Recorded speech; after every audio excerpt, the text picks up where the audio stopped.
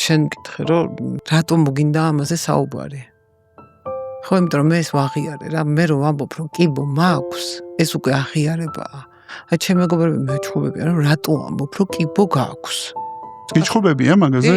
შენ ხო ამბობ რომ წნევა გაქვს. შენ ხო ამბობ რომ წონაში ხარ მომატებული. ხო მუცელი რო გდგება ხო ამბობ ხო და მე რატო არ უნდა ვთქვა რომ კიბო მაქვს? თუ არ აღიარე რას გაძლევს ეს აღიარება ნინ? შემართებას ბრძოლისთვის. ხო ეს არის ბრძოლა საკუთარ თავთან და ყველაზე ძნელი დასამარცხებელია შენი თავი. შენ უნდა გადააფასო ყველაფერი, მათ შორის არა მარტო შენ თავში, არამედ შენს ირგვლივ სოციუმში. რომ საბოლოოდ გამარჯვებამდე მიხვიდე.